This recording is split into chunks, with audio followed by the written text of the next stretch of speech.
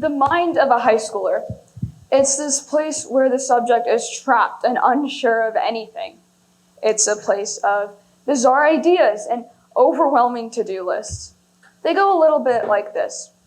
High school is the segue to college, and college is the gateway to the rest of the world and the path my life takes from then on. So, high school equals future. My entire future is now at stake. My grades will go into this transcript that'll be viewed by college admissions professors, so every last grade I make makes a difference. And then I have to create a resume full of extracurricular activities like debate and key club, even though neither of those really interest me, but everyone says that's what college is like, so that's what I'll take. And then I have to study for hours on end for this test I'm going to take 1 to 2 times because it's required.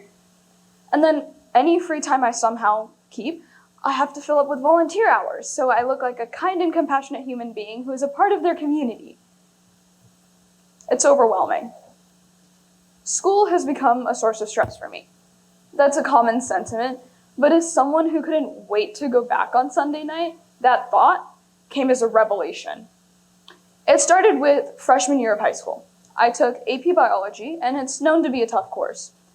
And a few weeks into the school year, we had our first unit test. Ecology. Yay! I did pretty poorly on that test, to say the least. And as a result of that, I started to get really nervous about tests. I would grow nauseous during test days, and I wouldn't be able to eat because I couldn't stomach anything. And then I'd have these intense moments of panic. And when I finally did take the test, it felt like the weight of the world had been lifted off my shoulders. All of that over a high school test. The amount of importance and pressure we have put on grades is astounding. That AP Biology test I took, I no longer cared about learning as much. I just cared about getting the best grades. And as a result of that, we as students have resorted to cheating. This could be finding quiz questions online and memorizing the answers. One of my teachers told me a story of a student who brought a camera pen to school, and he was taking pictures of the test while he took it. Another one of my teachers told me a story of a student who would write other students' essays for them. He would offer up a service where he would write your essay for you for a price. He ended up scamming those students, and instead of actually writing an essay, he just gave them his essay. So they all got caught.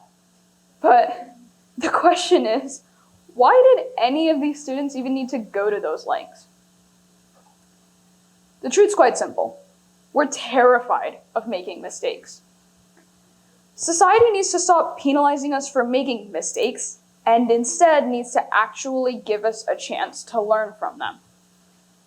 That's a commonly preached thought, but it's rarely ever practiced. When we do an assignment and we get a grade, it's usually the end of the story. I got a 50.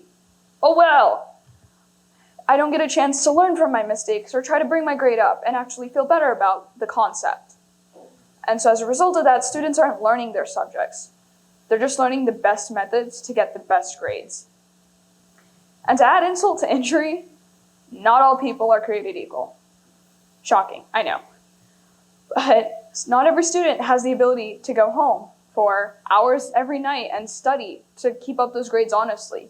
Some students have to work to support their families. Others have other learning barriers keeping them from maximizing their points. So, how do we help them? It's simple. Educators can start by being a bit more empathetic towards students. Instead of putting strict grades and late grade policies, be a bit more empathetic. If I turn my assignment in 30 minutes late, it's okay. Don't take 30 points off. And if I do poorly on an assignment, give me a chance to redo it, actually learn the concepts that were being tested in that assignment. Parents can help too.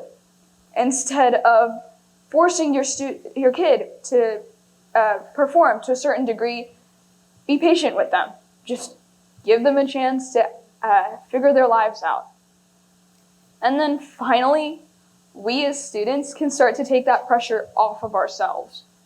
We can just focus on learning, taking risks with our assignments, and changing the world. Thank you.